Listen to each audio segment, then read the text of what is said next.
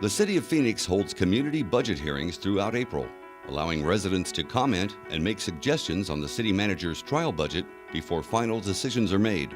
This public discussion is among the reasons the city's budget so closely matches the community's highest priorities each fiscal year.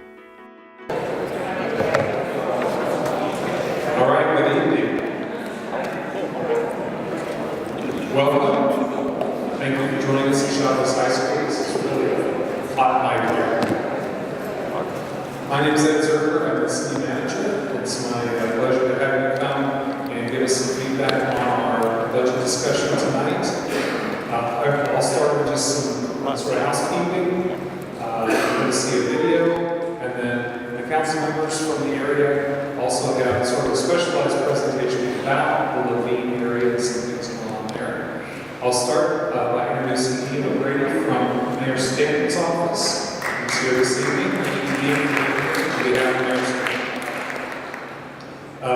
Restrooms are out that door that way if you need them. We'd ask if you'd like to speak tonight, if you would fill out a card. This is being recorded by Phoenix Channel 11. It will be replayed or constantly available on the internet on our YouTube channel, so you or your friends can see what you say here tonight.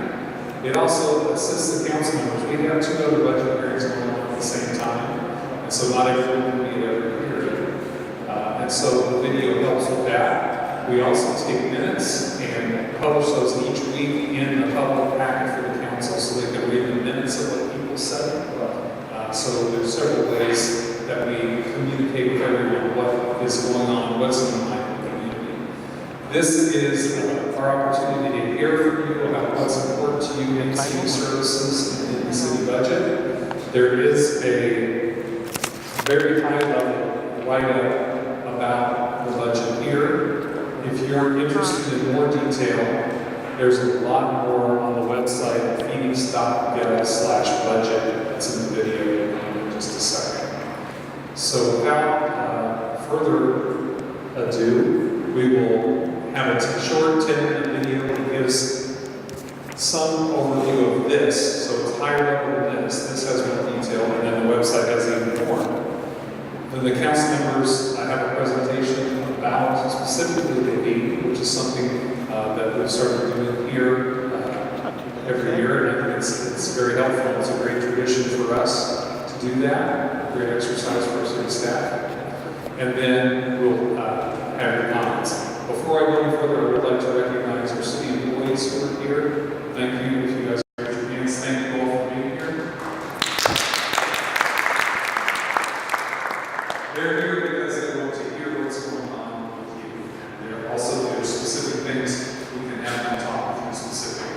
I'd also like to just say a specific thank you to our Chief Jared Williams, who is here this evening.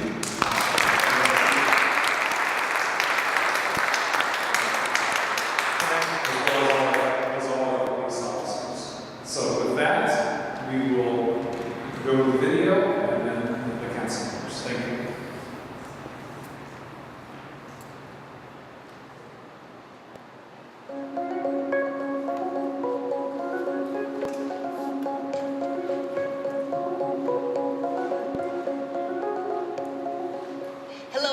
And welcome to your first look at the City of Phoenix 2017-18 trial budget. The City of Phoenix wants to hear from you. Your ideas can help shape the budget each year. The final budget provides the plan for how the city will spend taxpayer money on key services we want and need, like police, fire, transit, city parks and swimming pools, libraries, youth and education, graffiti prevention, arts and culture, and help for seniors, and how they all could be impacted. The 2017-18 Phoenix City budget is balanced as required by state law and city charter. In this trial budget, the city is preserving the services our residents value. Out of the $1.2 billion general fund budget, there is small $1.9 million surplus. This video will present proposals on how to use these funds. So here's how the city's budget breaks down.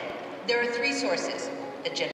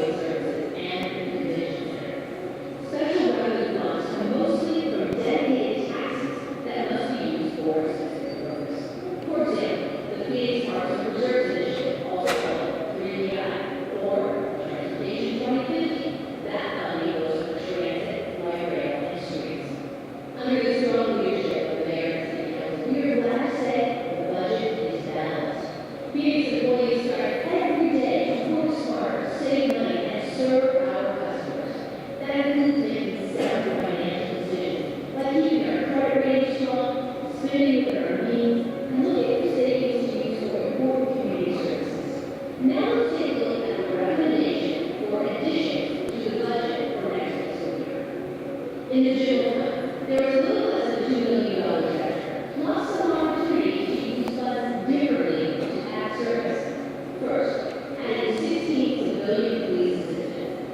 They will take over some administrative duties, freeing up officers so the officers can respond to emergency calls.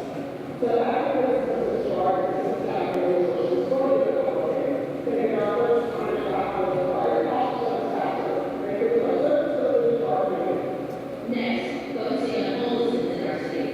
The plan is to create more outreach teams by eliminating 6 vacant positions in human services departments.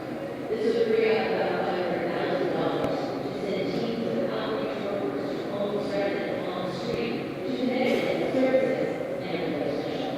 These services are critical to the city. We professional opportunity for county management, fire, neighborhoods, police, to do these really important services for a very local population. For the library, there are 2 recommendations. Contract savings to make security at North Bar Central Library permanent, and the other is to create more opportunities for our kids and education programs. Now, that leaves about 1/3 of the surplus untouched. So, the proposed budget calls for strategic setting aside that money, about $641,000, into a rainy day fund. The intent is to offset potential deficits in the 2018-19 budget, which was projected in the city's library. Okay, now we're going to get back to the 2017-18 budget proposals. Let's look at the enterprise funds. These services are funded with user fees, with the exception of the Phoenix Convention Center. The budget calls for putting a new emergency operations center and ambulance at Sky Harbor International Airport. This will ensure that anyone at the airport needs medical attention, they can get to the hospital quickly from Sky Harbor. Next, the solid waste funds pays for our trash collection and recycling services. It's proposed to add 8 positions to enhance worker safety and increase collection. Perhaps you've heard of the Reimagine Needs campaign. This is all part of support for the goal from mayor and council to divert 40% of what ends up in our landfills by the year 2020 to recycling, composting, and education. Okay, now to other reserve funds, which are dedicated to specific services. The Phoenix Parks and Reserve Initiative Fund comes from a 1/10 cent tax to support our world-renowned parks system. To support safe use of our parks and reserve system and health safety, the trial budget would add 22 new park rangers. This would extend trail hours and provide additional support at flatland parks around the city. By adding a range, we can extend the work hours at specific locations, but 2 additional hours, which means that instead of having to leave the day, you can have a little bit later, you can drive out to the trail bit, continue your running later, being while instead of a little bit. 13 of the new park rangers will be assigned to the city's more heavily visited locations, including North Mountain, Idaho Peak, South Mountain, and other trailheads like Echo Canyon, Cholla, and Lookout. The other 9 will be assigned to flatland parks.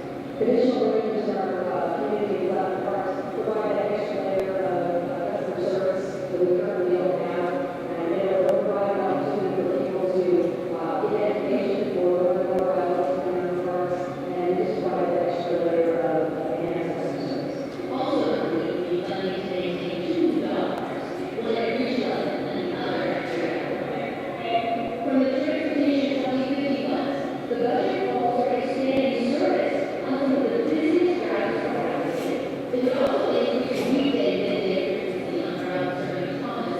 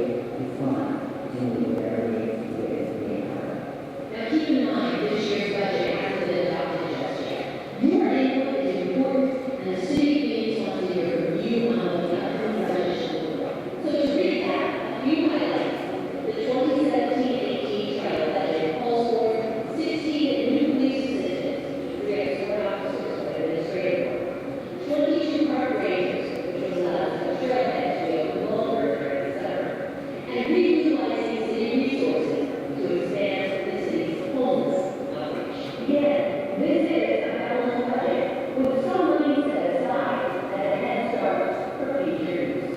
17 public hearings will take place this month across all council districts, and you are encouraged to attend. Make sure you pick up a budget pamphlet outlining all the proposals and options at any of the public meetings or online at phoenix.gov/budget. You can also send your comments or questions to budget.research@phoenix.gov or to reach us by phone. Please call 602-262-4800. You can also comment on social media by using #PhoenixBudget. Thank you for your interest in the City of Phoenix budget and being a part of the budget process.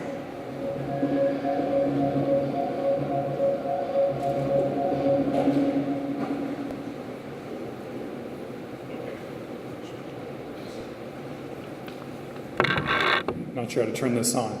Two things I forgot. Number one, if you need translation services in Spanish and Espanol, we have a translator. Raise your hand. Find her for translation services. Also, I mentioned we have lots of city employees here. I should have said we have lots of city employees who live in South Phoenix and Laveen. Many of the people here are both residents and city employees. And one exciting thing I just announced today is we have a new Public Works Director. The Public Works Department in the city is solid waste, and that's Ginger Spencer. Stand up, Ginger.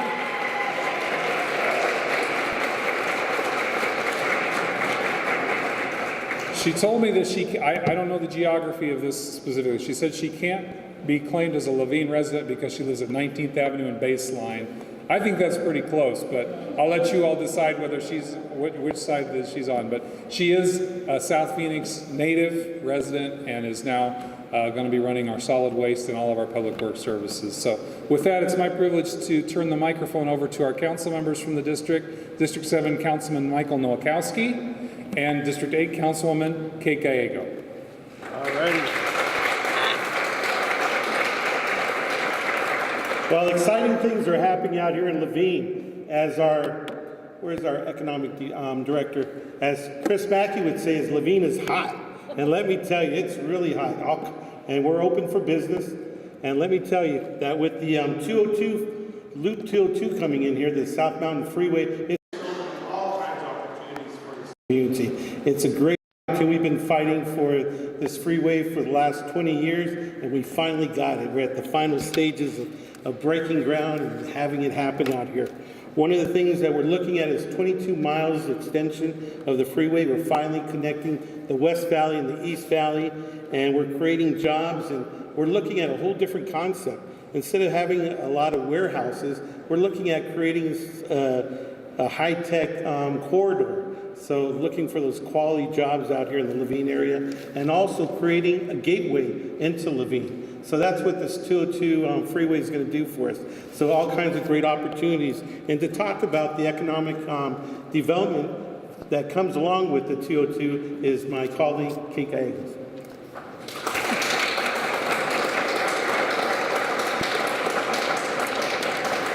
So we have about 3,000 new jobs that have come into the 202 corridor already, and we're just beginning to see more and more interest. It's a very exciting time. We have a huge variety of companies, from making sure we have fresher food in the area to Stitch Fix was gotten a lot of interest, really wide variety, a lot of healthcare companies that are very interested in the area.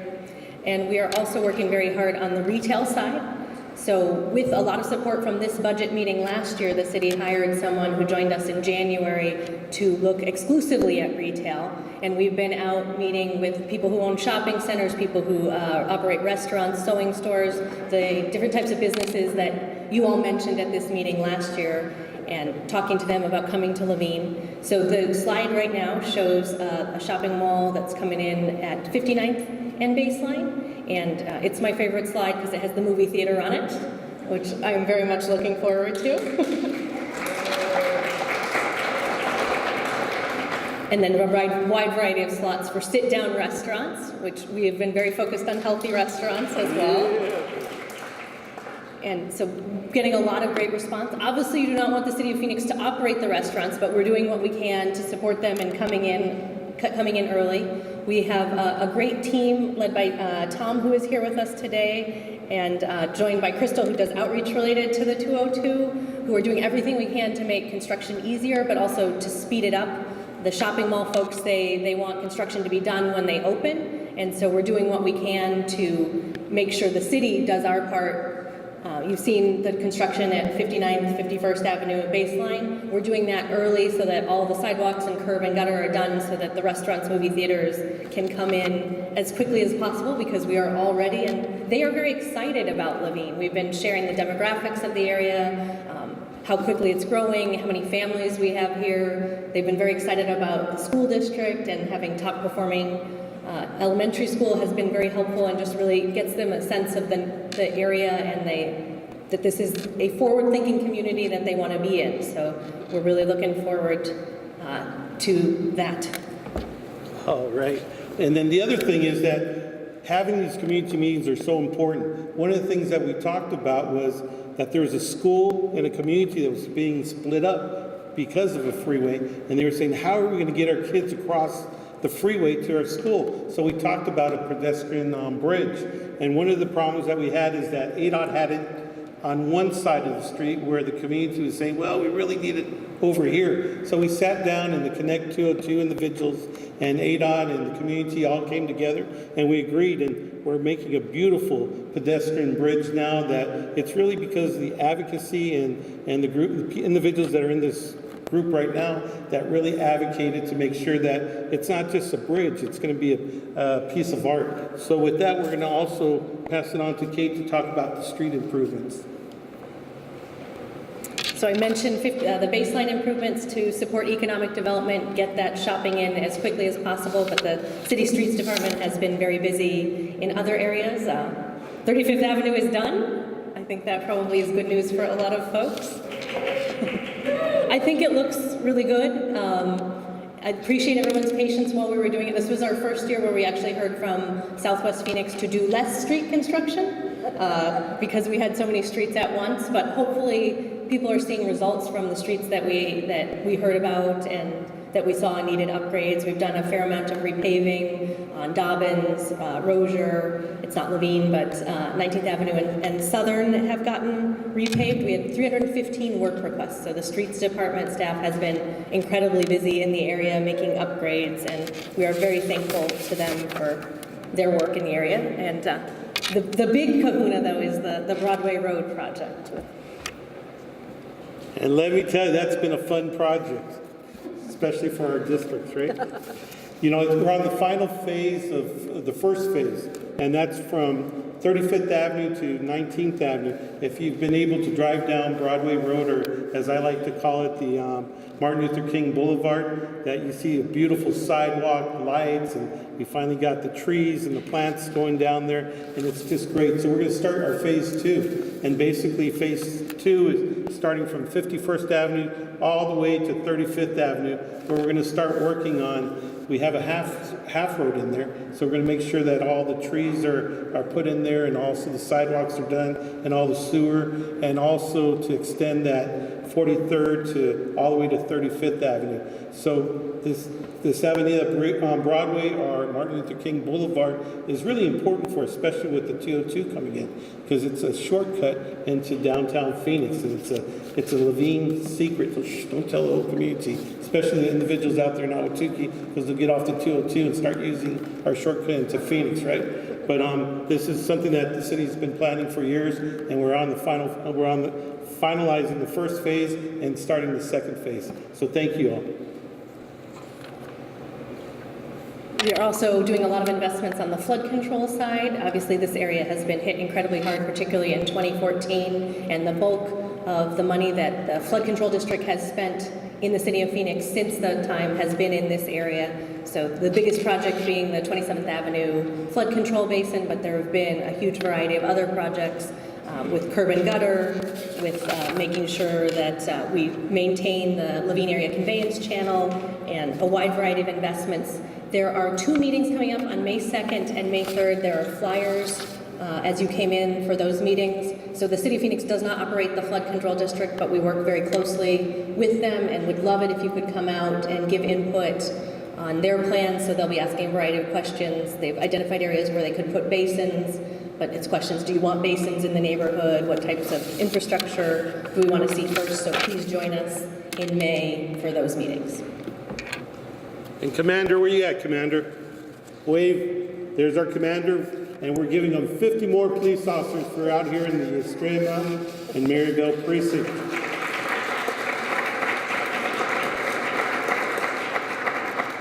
You know, our goal is to actually have 3,125 officers by the end of the year. So hopefully, and not by the end of this year, but by the end of next year. And we're hoping that we reach that goal. But is that enough officers? No, but that's what we have right now in our budget. And to provide all the different amenities that we have within the budget, that's what we have right now. So I just really want to thank all those individuals that continue to advocate for more police officers. We had a freeze for 6 years, and now we're trying to catch up. So thank you all for all your advocacy on the importance of having more police officers and getting more shifts out there. And also all those individuals that are a part of our neighborhood patrols, our neighborhood associations, that are really the voices and the eyes and ears of our police officers out there that have that direct line to our community action officers and that report all that. To talk a little bit more about the Block Watch is Kate Gallegos. And, Councilman Nowakowski chairs our Public Safety and Veterans Subcommittee at the City of Phoenix, and we have some great news in hiring. A third of our new officers are veterans, so he's put the two together and really gotten us a great workforce. It's fabulous when people who have served our country can come home and find a good job with the City of Phoenix, so I thank Councilman Nowakowski for his leadership in that area. Thanks to several people in this room who are great grant writers, we are getting very great rates of success in Block Watch funding, so over 100,000 in the Laveen area to help neighborhoods with their priorities.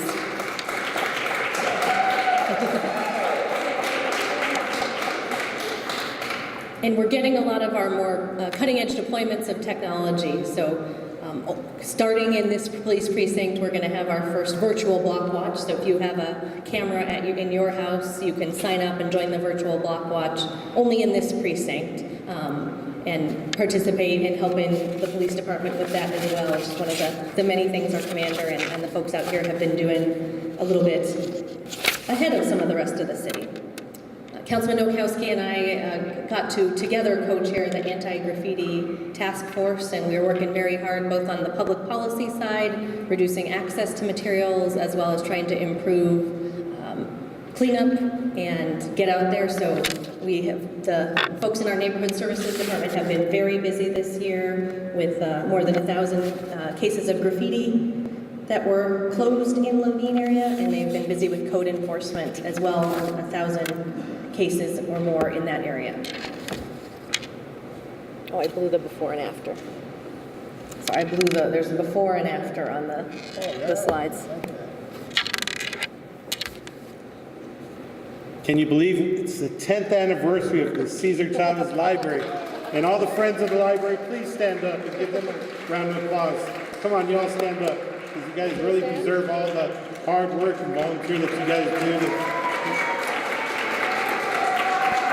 You know, our libraries aren't just libraries. They're really community centers that help out individuals when you need to get onto a computer and to fill out a resume or just to do your homework. You see those computers jam-packed all the time. I know that individuals are pushing for 7-day library hours, and we'll see what we can do in the future, right?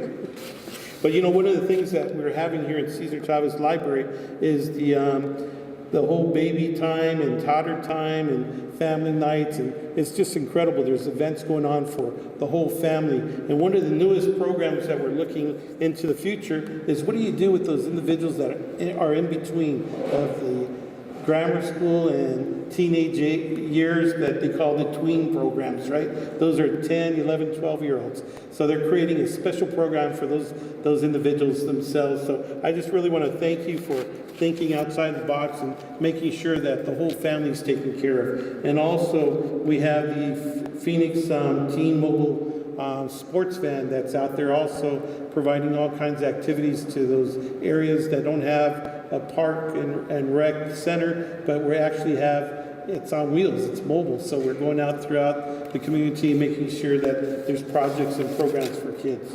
And also right here at Cesar Chavez Park, we had so many different improvements. One of the biggest improvements was the dog park that was really led by Kate Gallego. So, thank you, Kate, for all your efforts in creating the dog park for us. And one of the other things that we really advocate, absolutely, for all those dog lovers out there, all right. And one of the things that we noticed out here is that we didn't have enough soccer and football fields. So we added 2 more football fields and soccer fields out there, and also a stage and a ramada that maybe one day when we outgrow Corona Ranch, we can actually move out here and have our Levine barbecue. So we need to make sure that we have all the equipment and all the tools to have that out here. Also, we're looking at remodeling some of the bathrooms that are out there in the Cesar Chavez Park. Also, we have Trailside Park that we're looking at new splash pad for the individuals that are out there that's been asking for that. And at Santa Maria Park, we're looking at more shade. So we have a program going on right now, putting some more trees out there. So I just want to really thank you all for all those advocates of our parks and making sure that we have more green space.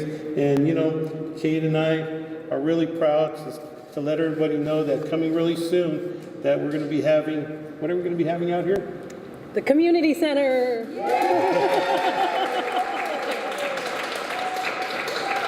Yeah, one of the things that we have allocated, we've been twisting our city manager's arm a little bit. If you look at his left arm's a little bit longer than his right now, but we allocated about $5 million from our bonds money that will be used in 2018 and 2019, and then we're hoping to get some more impact fees with all the new development because of the 202 with the South Mountain Freeway coming in. We can use some of those fees also. So we're looking at all these great opportunities that we have coming up, and also maybe even a senior center, right?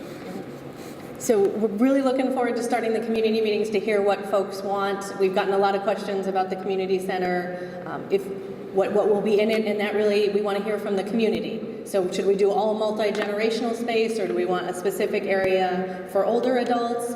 What are the goals? Is music and the stereo important? Is lots of small rooms or one big one? What do people want to see? So we have a lot of great ideas from this community. I think we've heard particularly loudly that we need investments in youth and youth programmings, but there's been great ideas across the spectrum, and now is the time to put pencil to paper and really get what is going to be the key elements of the community center. So thank you to folks who've kept with us for that. It's an exciting time. Alrighty, now it's time for us to be quiet and listen to you all. So thank you so much for listening to our presentation, and now it's our turn to listen to you all. Thanks.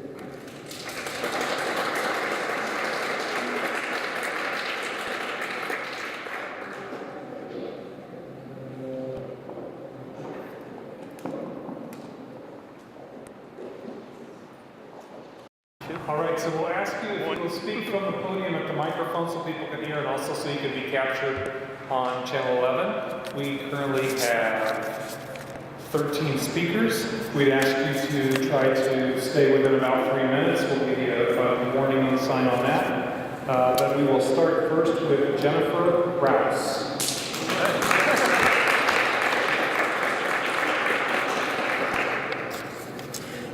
Good evening, Councilwoman Gallego, Councilman Nowakowski, Mr. Zerker, and also I want to say hello to Commander DeCastro and all of you. Thank you so much for your support at the Levine Barbecue. I hope you enjoyed milking the cow. And also I want to say thank you to Councilman Nowakowski and Commander DeCastro. You went above and beyond at the Levine Egg Hunt. Thank you very much. We appreciated that. So I'm going to talk fast because I'm going to try to keep this into 3 minutes. Some of my concerns included our streets. Please make the city more walkable and bikeable. I want to take special note to Dobbins Road. So when the 202 comes in, think about a bike path that's separated from the street.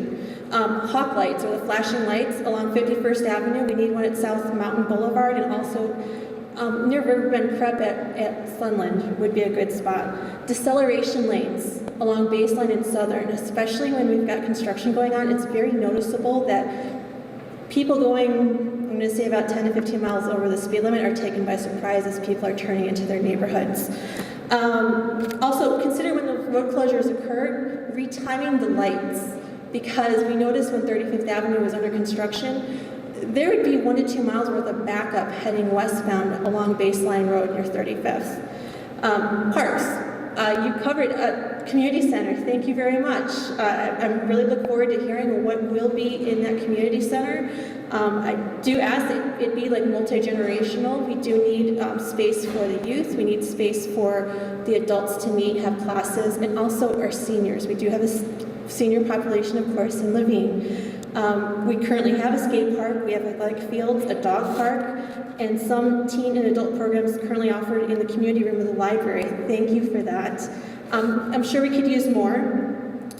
With the growing population in Levine, we will need that community pool, a gymnasium, a dance room, classrooms with the multi-purpose rooms that serve not just our youth, but again, the adults and the senior population with affordable programs. Please also consider adding a police substation at this new community center. For our youth, thank you for the programs currently offered for our youth at the Cesar Chavez Library. Again, we need more funding for that, please, and we also need those of us that have teenagers to utilize these programs. Would it be possible to bring the Phoenix Teens mobile sports van to the neighborhoods, maybe at the elementary schools? So you'll bring the van into the neighborhoods. Finally, for the police, anybody that knows me knows I'm a huge supporter of our police department. I'm very proud to say I'm a part of, that I live in such a wonderful city. And as often as I see officers, I don't say thank you often enough. 3,125 more officers, that's great, it's a starting point, but we're going to need more. And I say this as a Block Watch leader that with an average response time for a priority 1 call being 7 minutes, when you're that person or you know of that person in your neighborhood that's having their door kicked in and they had to wait more than 13 minutes and got told by officers that they were coming from 43rd and Indian School, that average 7-minute response time is unacceptable. Years ago, the city balanced the budget on the backs of the men and women in public safety. Public safety took a pay cut and endured a hiring freeze. The very people we call when we are often experiencing the worst moments of our lives deserve our gratitude. I would support a food tax to increase funding for more police officers. Finally, thank you to the men and women in public safety.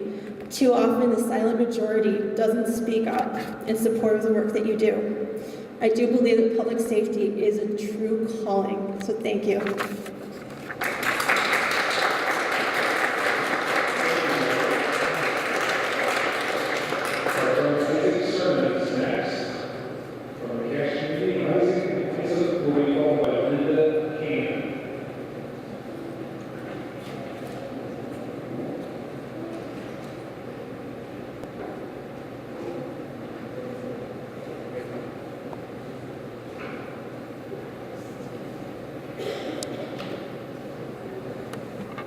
Hi, my name is Isaac Cerna. I'm a lifelong resident of Levine.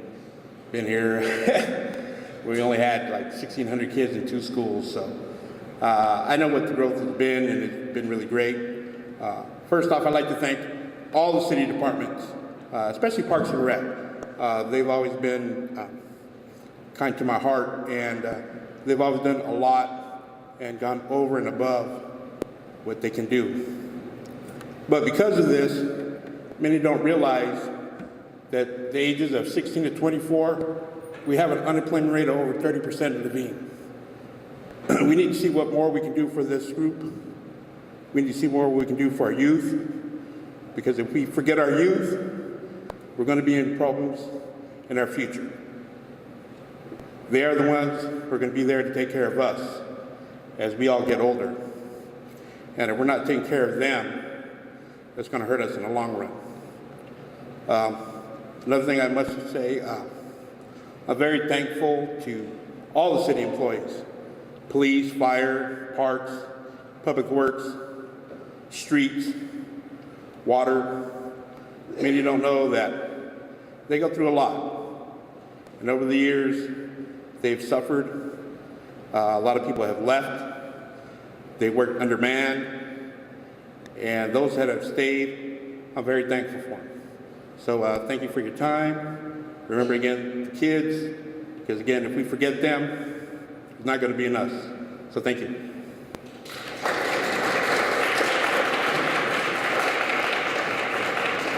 Thank you, guys. Linda Cannon is next, so we call her Tony Parasitti.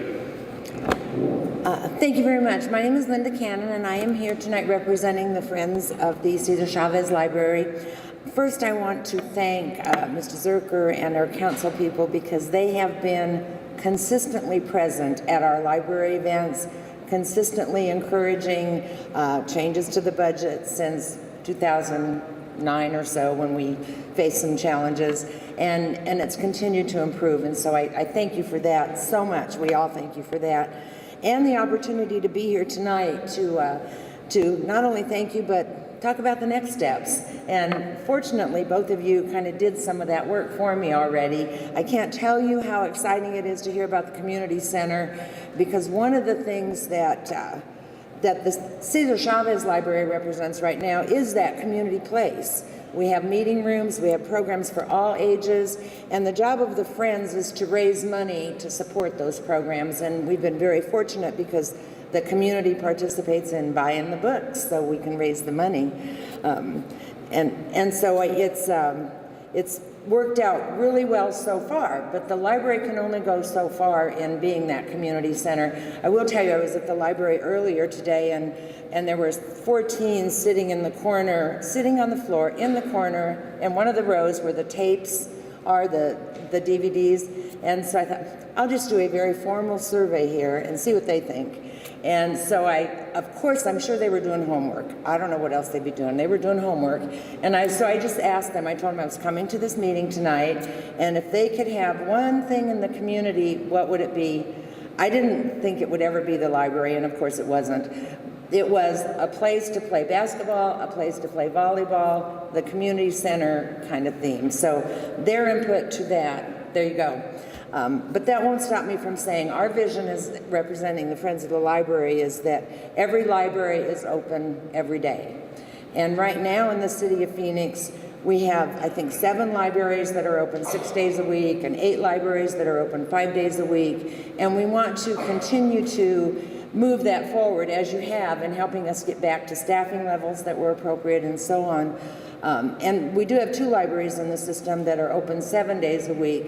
And so our library really serves as that place of activity for this community. And I won't go through them because you guys did such a nice job of talking about the things that we do in literacy programming and STEM programming. But we really are not going to be able to set up a basketball court. So I think the community center is going to be just so exciting. So really our only request is that you continue supporting the library system as you have and as you are again this year in this budget, and that you consider joining us in our vision of every library every day. And if we can't do them all this year, then let's move some of them forward to additional days. And particularly those communities like the Levine community that do not have a community center right now. It provides an option for not only young children, but youth, teens, tweens, adults. Our computer usage is just phenomenal. It's always full. People are always there, and it really is a sign that there are lots of homes in this community and that don't have access to the internet, and everything is by computer now. So I thank you, and I really appreciate this time and your support of the library in the past. Thanks. Thank you. Tony Parasitti, who was kind enough to give me a phonetic spelling. Thank you. While Tony's coming, we have Wendy Johnson, who did not wish to speak, but advocates for safe bike paths and horse paths along Dobbins, and also for our community center. Thank you, Tony. Thank you. Good evening. My name is Tony Borostegui. I'm a longtime resident of Levine since 2005. I want to thank the city employees for your attendance this evening. We appreciate when you come here. I'd like to thank Councilwoman Gallego, Councilman Nowakowski, City Manager Zerker, and most importantly for me, because of Phoenix or Laveen and our issues with protection, I'm glad that Chief of Police Williams is here and Commander DeCastro is here. I want to personally thank you. I can tell almost immediately that you've upped your efforts to help Laveen feel comfortable. The fact that the police here, the precinct they report to is 10 miles away, made us very, very concerned. So seeing in the budget that you guys are making an effort to improve the police out here is very, very encouraging, and keep up that fight. I know the officers that are on the street here really would love that support. Again, I'm a resident of Laveen Village. I like to say that we're such a special village that we're represented by 2 council persons instead of 1. That's how much fun Laveen is. But one thing I do want to say is we have noticed the Broadway improvements, fantastic. The slide that you ran at the beginning, I'm very happy that you guys understand that Laveen is growing, that you're well aware of it, and that you are doing things to make sure that you're keeping in pace with the growth of this town. As a matter of fact, 35th Avenue and Baseline, there's 300 homes coming up right there. This town is not going to stop. A couple of current concerns that I have is juvenile crime. I was going to talk about the community center, and bang, you told us there's a community center coming. I'm excited about that. You said we're going to meet somewhere in 2018. If you want to meet a little sooner, that's okay with me. You know, we can't wait to have that coming. Something else for the police to look at, there is a big problem with street racing here. Hopefully the police can take a look at that. CBS ran a report last night about that. We just had a man die, and he hit a 19-year-old on 67th and Vineyard. Last night, CBS ran a report about that last night. We do have a problem with the street racing because the streets are long. As a matter of fact, that beautiful Broadway extension you just had, 35th Avenue has no lights all the way to 51st Avenue. If you could put a light on 43rd Avenue, we would love it, and that would probably lessen the risk that we have on that beautiful extension that we have right now. Don't tell anybody about it. That's how I get out of town. I guess that's it. That's pretty much all I had talked about. I do coach soccer, so a couple of quick fixes that'll make us really happy. Just south of us at Cesar Chavez Park, just behind us, there's a soccer field there. It's got really big holes in it. If you could take a look at that field, we'd love it. The other soccer fields in the dog park, thank you very much. We use that park. Don't forget, if you're going to use resources, please maintain Cesar Chavez Park. That park has extensive amount of use. Please consider making it nice as it still is. Finally, whoever handles street transportation, I'm unfamiliar with it. Baseline Road dissects Laveen. That's our main street. That's our front yard, and the weeds are 4 feet high. So if you guys can do a quick fix and fix up Baseline, that'd be great. That's our front yard. Thank you for your time.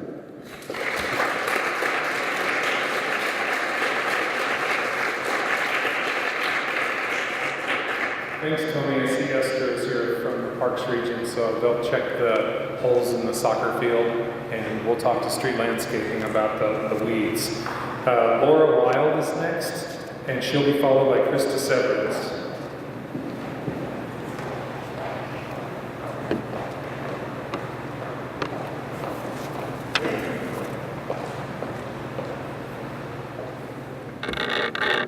Hi, good evening. I just wanted to say first, thank you both for being here and letting us have this opportunity to talk to you face to face. My name is Laura Wild. I live in District 7 and I work in District 8, both wonderful communities that I see growing and becoming really vibrant and contributing to the amazing city that Phoenix has become. I'm also here representing the City of Phoenix Office of Arts and Culture, Arts and Culture Commission, excuse me. And I'm here just to advocate for funding to the arts. Last year we received quite a bit of money, which we're incredibly thankful for, and that contributed to greater number of festivals, greater funding to smaller arts organizations in the city of Phoenix, and allows nonprofits like mine. I'm the executive director of Chico and Council District 8. And thanks to the city of Phoenix, we were able to provide a completely free in-school residency for students middle school through high school who didn't have any arts in their curriculum. You know, and I said this at another budget hearing, and someone said, well, it's too bad the schools don't do what they're supposed to, but that's the really great thing, is that if we receive funding and support from the city of Phoenix, organizations like mine and many others can provide that crucial curriculum and arts education that the schools aren't able to sometimes provide. 34% of Arizona's lowest performing schools have exactly zero arts curriculum.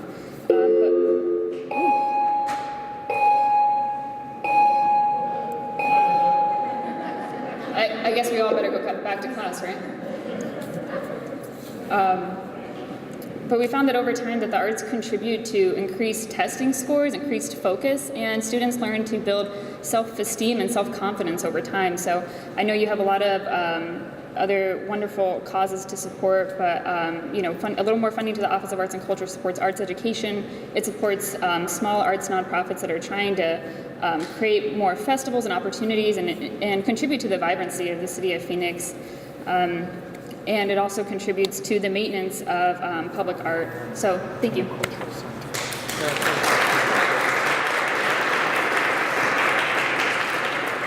Thank you, Laura. Krista Severance is next. While she's coming up, Millie Strauss did not wish to speak, but advocates for more library hours. Thank you. Krista will be followed by Christine Dicken. Christine also did not wish to speak. Advocates for more library hours, every library, every day. Michael Dicken will be followed. Krista. Hi, my name is Krista Severance. As of yesterday, I am a 30-year resident of the city of Phoenix. I moved here and I thought I'd be here for about 9 months, and well, things happened. So I stayed a lot longer. I am here in my capacity as a volunteer for the Central Arizona Shelter Services.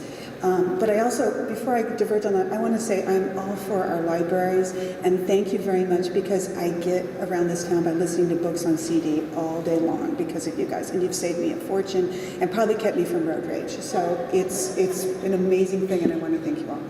I also want to thank our council people here today for their public service, because it's not an easy job, and you're out all the time, and especially in this climate, it is a difficult thing, and so thank you. And I want to thank the city employees that are here today, because you can be home watching TV.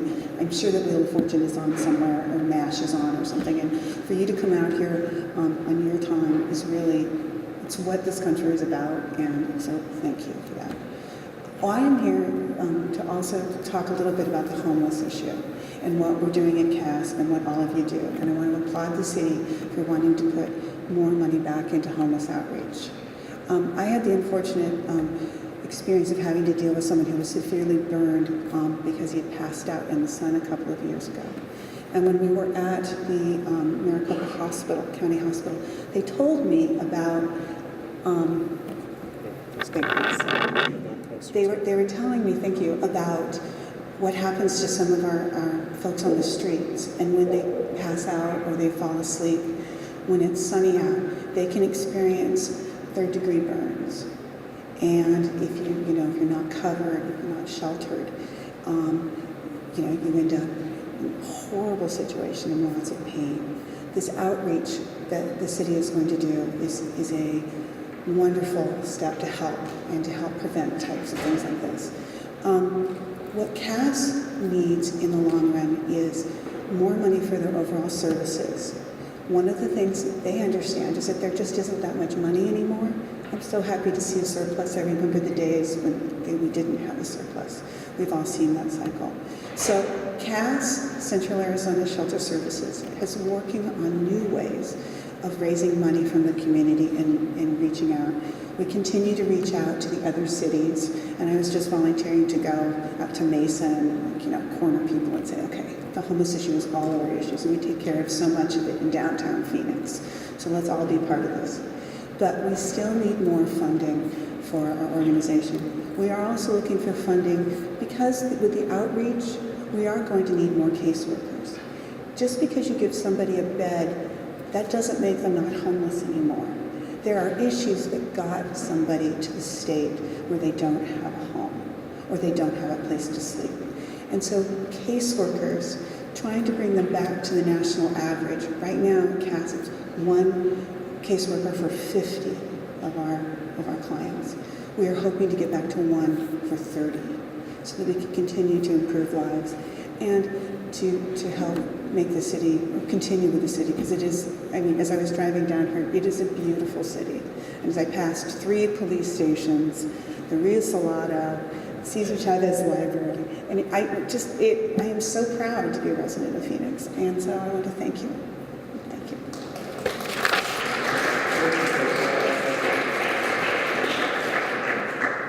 Michael didn't indicate what you want to see, but it's coming up. That's great. And people follow by Neil. Good evening. Thank you to our council members and our manager and all of the employees that attended tonight. I am Michael Dicken. I am the president and founder of the Levine Art League. We've been in business for 10 years. We've moved around. We've had meetings at the restaurants. We, for a time, had a space in the Levine Elementary School District. After the school left that property, and it was under South Mountain, we had 2 rooms that we showed art and also did art. So thank you for bringing up the fact that we want a community center, and I would like to advocate in the community center that we have a space that we can show art. Our message is we enrich the community with visual arts. We had an event at the elementary school district on Friday night, and the students, primarily elementary students, would sit around the table and they would draw on a 4-inch by 4-inch square, and it's going to be placed on a placard, and parents would sit behind waiting for them to finish their project. We need to have a place for students to do art. So as we move forward with Community Center, I would like to be a part of that conversation to see what we can do to advocate the visual arts for both displaying and having art available for the community. Thank you.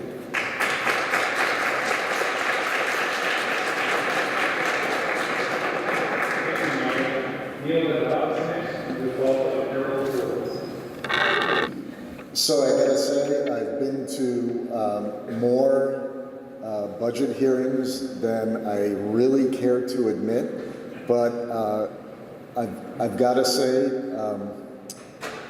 you guys have it going on. This is like the most exciting thing of all these budget hearings, right? I mean, you got a lot of stuff going on in this community, and we're talking about the growth of this community. So, like, I'll come back here. I'm sure it's going to be going on for a while, so sounds great. I'm Neil Haddad, and I'm here today to speak to you to be an advocate for police officers and our police department. So one of the great things about what you've been talking about tonight, you've been talking about all these shared experiences and how you are enjoying growing this community, and the stuff about the library and the community center and just the growth, and talking about kids and all these great things. And another thing that you share, that we share with everyone else in the city of Phoenix, is that we don't have enough police officers. We won't have enough police officers. We're making great strides, and the council members and the city manager and staff have really stepped up their game to get more officers hired. It's not going to be enough. Right now, you were talking about the 13-minute response time. It's 7 minutes average citywide.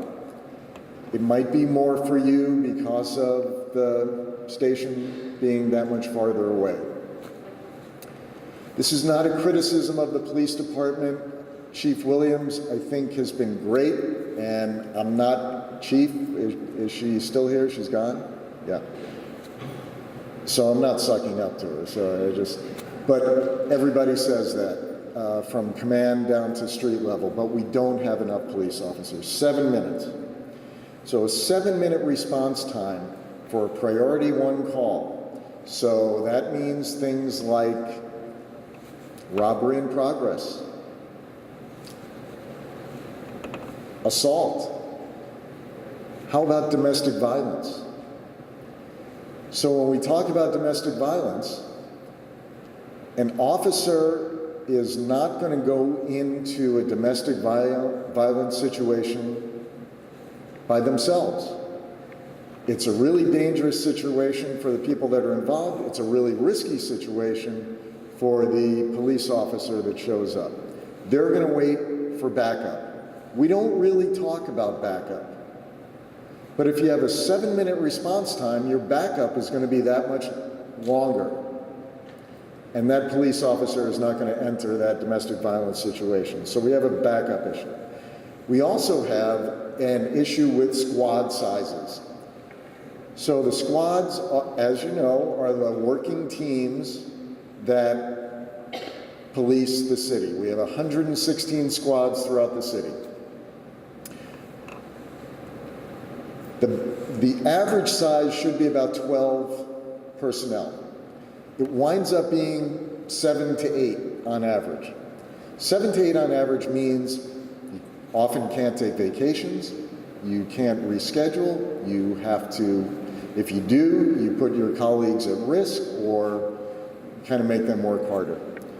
We tried to solve that in 2014. We had a redistricting of precincts. We went from 8 precincts down to 7. And I know you know that well because of the changes that happened here. It didn't solve the problem. It's not going to go away. We're scheduled to hire 254 police officers next year. Past 3 years, we've had 151 retire. Past 7 years, it's an average of about 123. So unless we're hiring for attrition, in addition to the number that they're telling you, we're not going to get at that number. When we get at that number of 3125 that we're talking about, it's still 260 sworn officers, or about the size of staffing an additional precinct. We're still that much lower than what we were at our high in 2009. Couple more numbers. Let's talk about 2009. You heard that there was a hiring freeze between 2009 and 2015, and so that's why we are where we are. What we didn't hear is that, well, you mentioned it before. So police officers took a voluntary pay cut of 6.2%. They're not going to get that money back until this year. What that means is the purchasing power of the dollar that they had in 2009 is at 85% today. So I need to wrap it up. We need more money. The money's not going to be there next year. $41 to $61 million in the hole. We're going to need more money. You need to encourage your council members and city staff to find us more revenue so that we can hire more police officers, so we can come back to more happy meetings in Laveen. Thank you. Sorry for going over.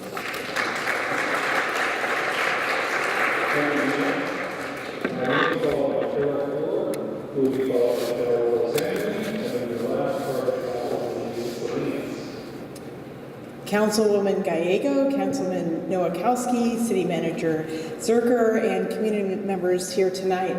My name is Carol Poor, and I'm representing Friends of Phoenix Public Art, a nonprofit organization formed to educate the public about the city's public art program and collection, and advocate for its maintenance and preservation of public art, as well as raise funds for both of these purposes. Thank you, first of all, for the addition last year of the $25,000 in addition to the budget for this maintenance program last year, and for continuing to in this coming year's budget.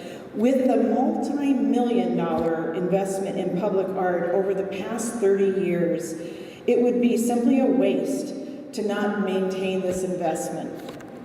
Now, this includes public art in parks, transit centers, libraries, and all sorts of public venues. Just like buildings, streets, and other capital improvements, public art needs to be maintained. You know, it's exciting to hear about the South Mountain Loop 2R2, the pedestrian bridge that will become very artistic. And this brand new bridge, when it's built, will need to be maintained just because of the elements, unfortunately, potential vandalism, whatever. But these assets create a sense of place for each of our distinct districts. Placemaking that stirs imagination. It helps to promote economic development through conveying civic pride, creativity, community identity, as well as culture.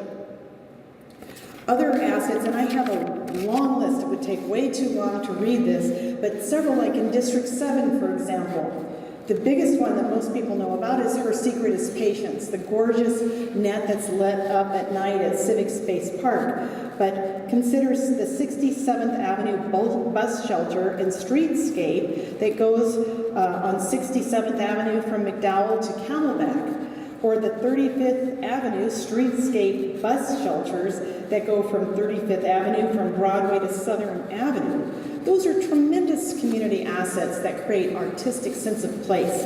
In District 8, we have the trace elements that occur at the Terminal 4 SkyTrain station connector bridges, as well as the Baseline Road corridor from 16th Street to 40th Street on Baseline.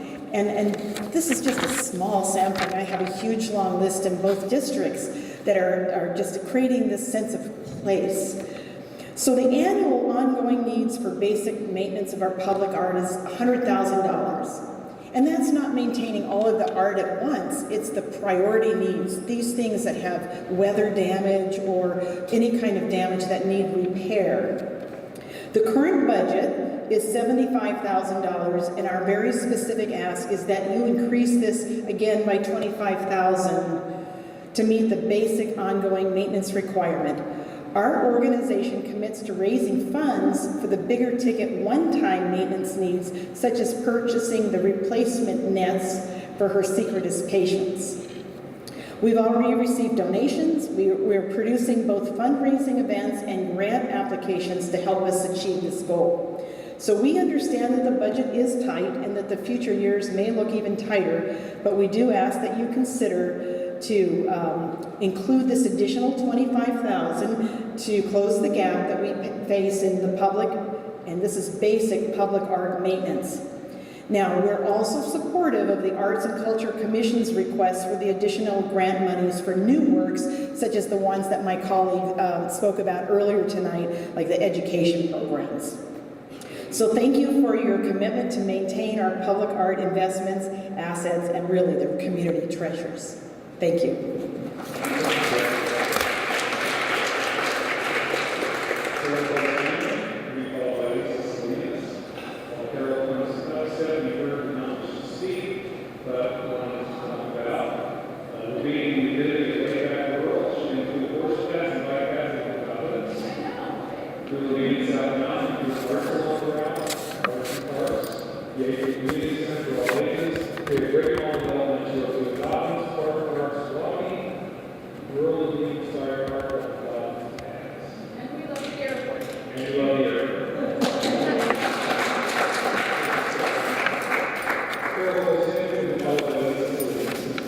Good evening. My name is Carol Coles Henry, and I'm a community volunteer and City of Phoenix retiree. I lived in District 7 for about 11 years, and I'm currently a District 8 resident. I want to thank City Manager Zerker and Councilwoman Gallego and Councilman Nowakowski. I've lived in both of your districts, and so I'm a proud former and current resident. As well as Budget Director Barton, I'd like to thank you all for hosting these hearings and having transparency and giving folks an opportunity to participate in the budget process. I'm especially grateful to be a resident of Phoenix for at least 35 I should fix that, 37 years now. And it's wonderful to live in a city and a community that's open to new ideas and supportive of existing ideas. As the City of Phoenix works to ensure that its budget is balanced and that it matches community service priorities, I ask that you please keep in mind that it's critical to balance the proposed $1.3 million in service enhancements with all needs, including youth, seniors, public safety, and infrastructure, including street maintenance in areas that are historically underserviced. I'd like to address 3 specific areas of need. The first relates to youth, and I'm so proud to hear about a youth facility in this community, but my particular interest in jobs for youth. Over the years, it's been a while since the city has made a major investment in summer jobs for young people, and I believe that giving internships and opportunities for youth in city government expands opportunities for youth, but it also gives young people experiences that pushes them to meaningful careers in the future. J.P. Morgan Chase has a program in 15 cities around the country, and it's one such private-public partnership. I ask that you please take a look at it and see if it's something that can possibly be replicated in our great city. The second area I'd like to talk about is street maintenance. We have a group of people, the South Phoenix Concerned Citizens Group has been meeting for about 3 years with the City Streets Transportation Department. And I'd like to thank Director Davalina, Scott Logan, and Mark Glock, who have been very accessible to address many community issues, and so we want to thank them for the results that we've achieved. But they're following a few additional actions that could be taken by the city. And I noticed in the discussion about addressing the water flow off of South Mountain, cuts off actually at 7th Avenue. If you just took it a little bit further east, it could probably address some of the issues that relate down to the river that fills up on Baseline Road. And so during the monsoon season, whether it's light rains or heavy rains, Baseline Road becomes a major problem. And so I ask that you take the west side effort and move it to the east side. I did contact the Maricopa County Flood Control District, and they indicated that they have limited funds available to address the issue. However, they said the city could have opportunities to be at the table in a bigger way. So I'm recommending that the city prioritize a meeting with the county and increase the action plan that you're working on the west side of Dobbins to include the east side. In the area of street maintenance, due to the significant residential growth in the area, there are traffic issues that have been brought on from the growth between 7th Street and 24th Street on Dobbins, all the way up to Baseline heading north. We understand that 2050T funds are available, and so we're requesting that you take a look at the area from 7th Street to 19th Street hasn't been paved since 1984. It's a pretty long time, and we'd like for this issue to hopefully be addressed in the near future. It includes traffic lights, bus shelters, and street lighting. And sometimes we practically take our lives in our own hands trying to turn out on Dobbins Road. So that would also include pedestrians as well as bicyclists. And third, my last point is I was really excited last year about the discussion about the body-worn camera program for the police department. I recommend, because Phoenix is a leader, and I feel that if we move expeditiously to implement that program, along with the efforts of best practices cities, and communicate and provide updates to the community on a regular basis. So thank you so much for your time and for hosting this hearing. And I believe that 7 and 8 are really close, so thank you for joining tonight for both districts.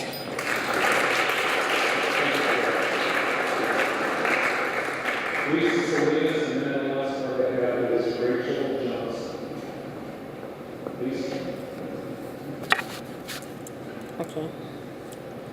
Hi, my name is Lisa, and I live in Old Laveen. I love it here. That's why I try my best to keep my neighborhood and community clean. I always call on graffiti, the weeds in the street landscaping, and all those little signs that litter our street corners. I was informed by a neighborhood services employee about Blight Busters, a new program for everyday citizens to get involved for blight situations, eyesore signs, weeds, decaying houses, etc. I called neighborhood services. They had no idea what I was talking about. So could someone please come and speak on this issue? Who's going to celebrate Easter at the parks this weekend? Easter is the busiest weekend of the whole year for the Parks Department. How nice would it be after using the restroom and going back to your Easter meal or your picnic lunch to have had your hands washed with soap and water, not just water? Well, Ahwatukee has had soap dispensers in all 6 parks, 7 restrooms for the past 11 years that I am personally aware of. I talked to a City of Phoenix employee with 33 years of active service. He told me he installed the old soap dispensers in Ahwatukee about 22 years ago. I couldn't believe it. How could the same district, South District, discriminate so much between areas? Ahwatukee is South Phoenix. The same quick response time is needed for South Phoenix that has always been afforded for Ahwatukee, whether it's about weeds, storm damage, graffiti, or bulk trash pickup. They are catered to. Why? I'm sure it has something to do with their councilmen. Finally, after 19 months of, I'll say, complaining and phone calls, the first 4 soap dispensers were installed at Chavez Park. Sadly, they only lasted 3.5 weeks. They were unsecured. March 21st of this year, 6 secured soap dispensers at Chavez Park and 4 at Esteban on March 30th. I was told this was a trial basis only. I want to know why. Treat us all the same. We deserve it. And I was always told, if you're not part of the solution, you're part of the problem. Thank you.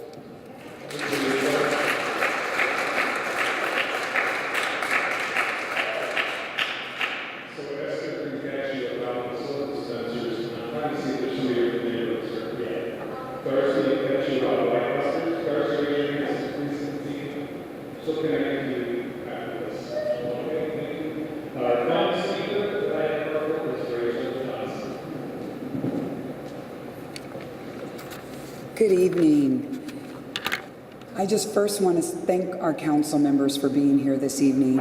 I, just as the other speaker, appreciate your transparency in making us part of this project and hearing what's important to us. So I do thank you. And I thank all of you who are present here tonight because you're part of this community and you have a voice and you're making sure your voice is heard tonight. But you're also going to hear from people like me who want to speak about the arts. And I've heard tonight, we have lots to share about the arts. We are extremely passionate about it. And I realize we have police officers and firefighters and other things in this community which are, to some people would say, are more important than the arts. But I just want to make sure the arts are not lost in this budget process. From my perspective, arts really improve our quality of life. I am a homeowner here in the Laveen area. I moved here in 2010 from Ahwatukee. And I will tell you, things are a little bit different. But one thing I do love about Laveen is there's art right here in our community. I can go to Cesar Chavez Park and enjoy this park as much as I enjoyed any park in Ahwatukee. I love the cow that sits next to the dog park. If you've ever seen, it's a life-size cow that's vividly painted and kids are just climbing all over it and parents are taking pictures of this cow. And then we have the other cows and other agricultural animals on 35th Avenue in Southern, 51st Avenue in Southern. But the difference is they're kind of tucked away. And if you're not paying attention right here in your own community, you'll miss art. I think of art not only as sculptures, I see art as enjoying the opera downtown at Symphony Hall. I see the art as going to the Phoenix Art Museum and enjoying an exhibit where you may see a painting on the wall and it's visual art. And I also see art as the ballet. I also see art throughout the city, whether it is a bus stop or a bus shelter where we have beautiful wrought iron. I'm from San Francisco, and as fantastic and artistic as that city is, we don't have wrought iron bus stops in San Francisco. And we also don't have Southwestern designed, obviously, overpasses. So these are all things, whether it's the pots that are throughout the city or the medallions along Central Avenue that decorate the light posts, this is art. And I think sometimes we become so accustomed to it, we almost don't see it anymore. So I'm here tonight to say, please see it. Please be an advocate for the arts. It's important because not only does it beautify our communities, it's important in that it improves our quality of life. One other thing I want to share is, I don't know if you've been to the airport recently, but Terminal 3 is fantastic. The improvements that have been done to the airport. So you may say, well, what does the airport have to do with art? Everything if you walk through Terminal 3. You're going to see art on the floor, whether it's the terrazzo flooring, whether it's the walls, whether it's a painting. There's a gallery in Terminal 3 just for each and every one of you and our guests and visitors, of course, who come to Phoenix. I think we have a tremendous amount to be proud of here.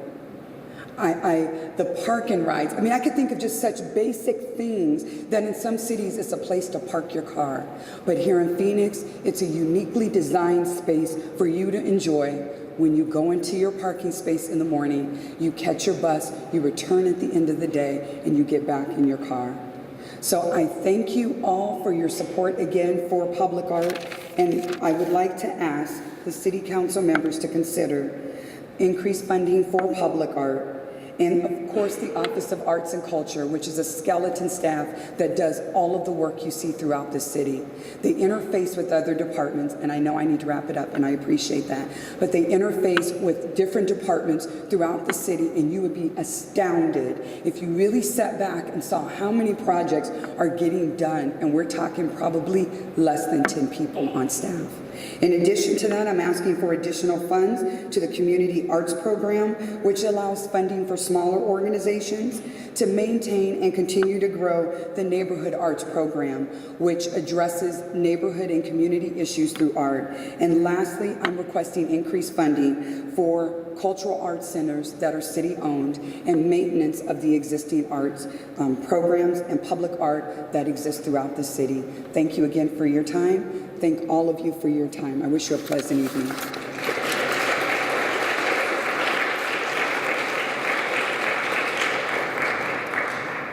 Thank you so much for giving up your precious time to be with us here today. We really appreciate all the feedback. And the people in this room are really the community leaders of this community, so thank you for all you do outside of the city of Phoenix as well to make a great city even stronger.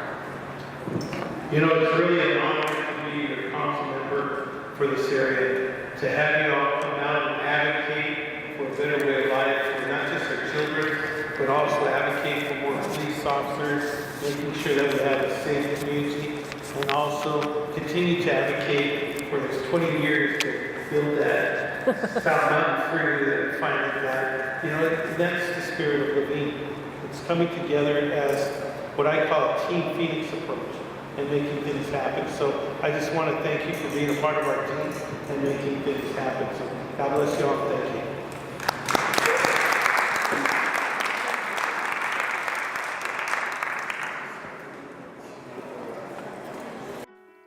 You have been watching a community budget hearing held recently in Phoenix. For questions, comments, or ideas, please visit phoenix.gov or call 602-262-4800. You can also send feedback through social media by using #PhoenixBudget. This video can also be seen online at phoenix.gov/PHXTV or youtube.com/City of Phoenix AZ.